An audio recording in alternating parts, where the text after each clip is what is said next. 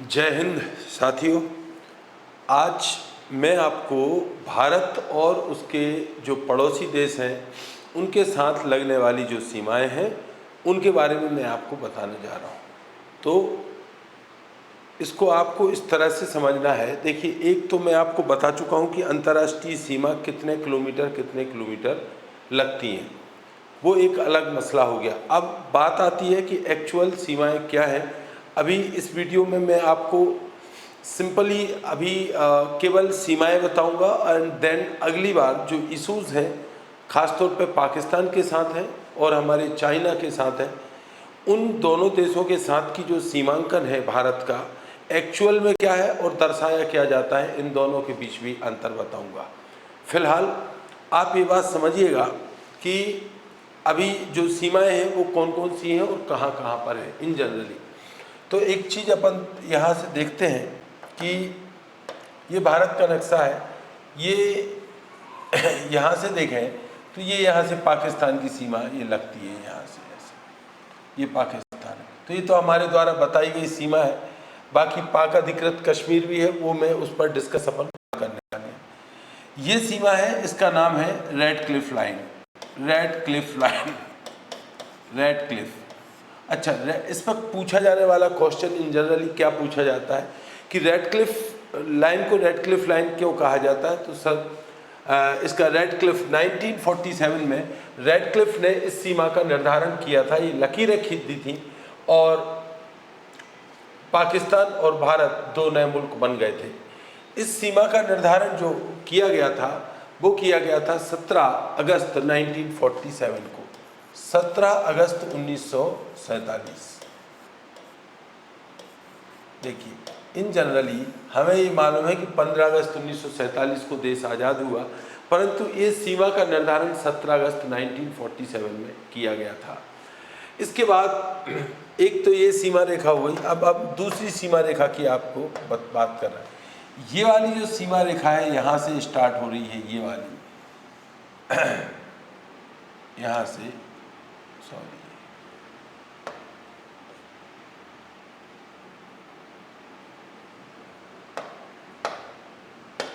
ये वाली जो सीमा रेखा है यहाँ तक, ये वाली सीमा रेखा को मैकमोहन रेखा कहा जाता है। मैकमोहन। तो ये जो मैकमोहन रेखा है इसका निर्धारण 27 अप्रैल 1914 में हुआ।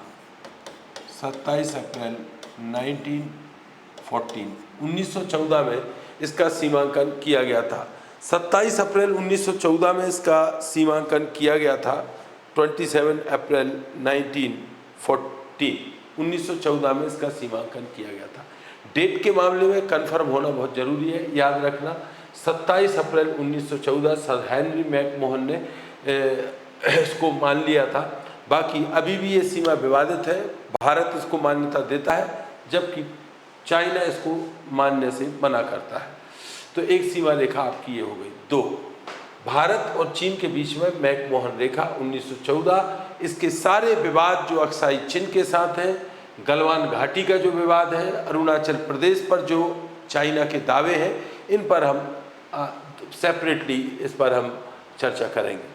वहीं पर हम देखें कि ये तीसरी सीमा रेखा हम बना रहे हैं और वो है आपकी ये म्यांमार के साथ जो सीमा रेखा लगती है। म्यांमार के साथ जो सीमा रेखा लगती है, यहाँ पर एक लोसाई पहाड़ियाँ हैं, लोसाई पहाड़ियाँ, एक है पटकई पहाड़ियाँ और ओवरऑल अराकान योमा पर्वत। तो लोसाई पहाड़ियाँ, पटकई पहाड़ियाँ, अराकान योमा, ये सभी पहाड़ियाँ भारत और म्यांमार के बीच में प्राकृतिक सीमा का निर्धारण करती है ना। तो इसको आप याद रखना, इसको इंडो बर्मा बॉर्डर कहेंगे। और ये तो पहले ही खिंच चुकी थी। भारत को बर्मा से अलग 1935 में ही कर दिया गया था। तो आप इसको भी ध्यान रखिएगा। इसके बाद में यहाँ पर हम देखें, ये है बांग्लादेश। बांग्लादेश के साथ हमारी सबसे लंबी सीमा रेखा लगती है, जैसा कि मैंने आपको बताया था। इसको जीरो लाइन के नाम से जाना जाता है। Zero line between Bharat Bangladesh. अभी मैं आपको कुछ अन्य जो सीमा रेखाएं हैं भारत की अंतर्राष्ट्रीय, उनके बारे में मैं बता रहा हूँ जिनको आपको याद रखना है। एक हम देखें कि आपको ये दिखाई दे रहा होगा, ये है मालदीव। मालदीव बिल्कुल आप देखिए लोकेशन कि ये कहाँ पर है, इंडिया से कितना दूर है, श्रीलंका के बिल्कुल पास में है। तो यहाँ पर मालदीव है। मालदीव और भारत की जो सीमा लगती है वो यहाँ से हम एक सीमा रेखा अपन बना देते हैं। ये सीमा रेखा थोड़ा दूसरा कलर ले लेते हैं। ये वाली जो सीमा रेखा बनती है, ये इस सीमा रेखा को हम बोलेंगे 8 degree channel. 8 degree channel, 8 degree channel. और ये है अपना लक्षद्वीप। लक्षद्वीप और लास्ट का इसके द्वीप का नाम है मिनिकॉय द्वीप। कौन सा है? मिनिकॉय द्वीप। यहाँ पर कौन सा है? मिनिकॉय द्वीप। मिनिकॉय द्वीप और शेष लक्षद्वीप के बीच में जो सीमा रेखा है उसका नाम है 9 डिग्री चैनल। 9 degree channel. तो 9 डिग्री चैनल और ये 8 डिग्री चैनल। तो अभी आपको एक बात क्लियर बता दूं कि लक्षद्वीप और लक्षद्वीप के ही एक द्वीप मिनिकॉय के बीच में 9 डिग्री चैनल है, एंड मिनिकॉय और मालदीव के बीच में 8 डिग्री चैनल है। ये डिग्री क्या होती है? ये वास्तव में आड़ी लाइनें मतलब अक्षांशीय रेखाएं होती हैं और इनकी काउंटिंग के आधार पर ही इसको बोल देते। तो 8 नंबर की जो रेखा है ये मालदीव और मिनिकॉय के बीच में है। लक्षद्वीप और जो उसका द्वीप है मिनिकॉय, उसके बीच में 9 डिग्री चैनल है। अच्छा, यहाँ पर हम देखें कि भारत और श्रीलंका के बीच में एक ये जलडमरू मध्य बन रहा है, मतलब स्ट्रेट बन रही है। यहाँ पर देखा जाए तो यहाँ पर नीचे की ओर यहाँ पर मन्नार की खाड़ी है। यहाँ नीचे की ओर क्या है? मन्नार की खाड़ी। मन्नार की खाड़ी। मन्नार की खाड़ी कहाँ पर है? ये नक्शे में आप भी देख सकते हैं, भारत और श्रीलंका के नीचे। और ये जो जलडमरू मध्य बन रहा है इसका नाम है पाक जलडमरू मध्य। पाक जलडमरू मध्य। ये जलडमरू मध्य क्या होता है, इस पर मैंने एक अलग वीडियो बनाया है। स्ट्रेट और जलडमरू मध्य में क्या अंतर होता है, ठीक है। मन्नार की खाड़ी, पाक जलडमरू मध्य, ये हो गया। इसके अलावा हम देखें कि एक और ये सीमा रेखा है, यहाँ पर अपन देखें, यहाँ पर एक आइलैंड है जिसका नाम है कोको आइलैंड। तो यहाँ पर एक बनती है Coco Strait. Coco Strait. Coco Strait, Coco Island और अंडमान के बीच में बनती है कोको जल संधि। कोको जल संधि ये कहाँ पर बनती है? Coco Strait. ये कोको आइलैंड और अंडमान के बीच में कोको स्ट्रेट बनती है। अच्छा, एक यहाँ से हमारा एक समुद्री पड़ोसी देश लगता है जिसका नाम है इंडोनेशिया। इंडोनेशिया। तो इंडोनेशिया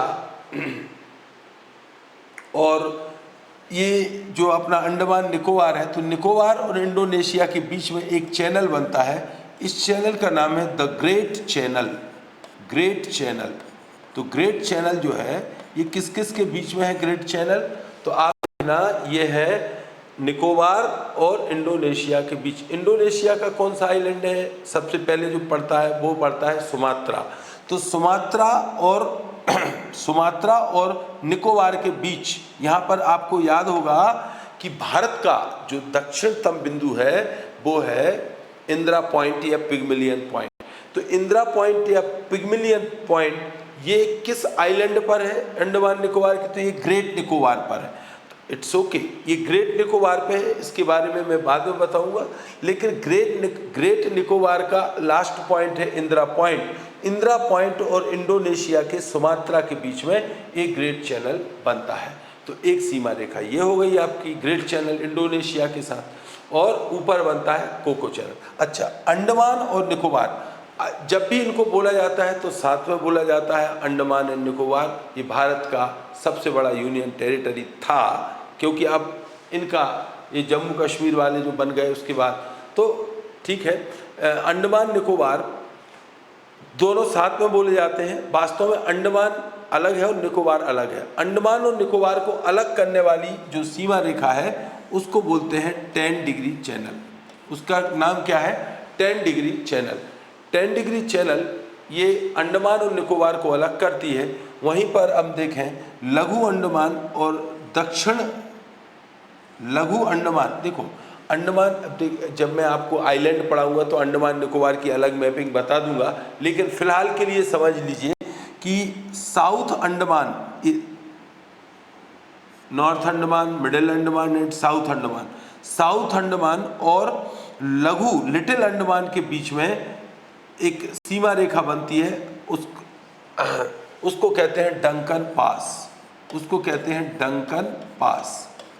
ये लो भाई, डंकन पास। तो डंकन पास 10 डिग्री चैनल किसको अलग करता है? अंडमान और निकोबार को। 9 डिग्री चैनल किसको करता है? मिनिकॉय और लक्षद्वीप को। अच्छा, यहाँ पर एक चीज़ और बता दूँ, ये पूरा जो कोस्टल एरिया है जो कि लक्षद्वीप के ठीक, भारत के ठीक सामने जहाँ लक्षद्वीप है, इसको कहते हैं मालाबार तट। मालाबार तट।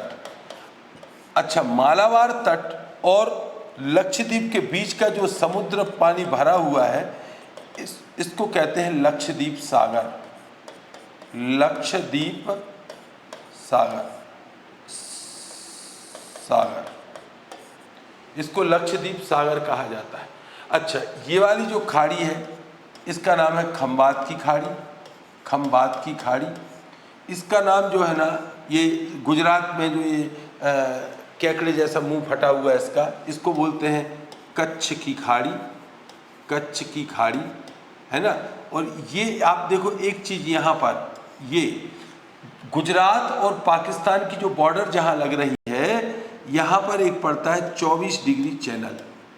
24 डिग्री चैनल, क्योंकि 23.5 से तो हमारी कर्क रेखा जाती है, उसके ठीक ऊपर जो है 24 डिग्री चैनल है, जो भारत और गुजरात के बीच में, भारत और पाकिस्तान के साथ सीमा बनाता है।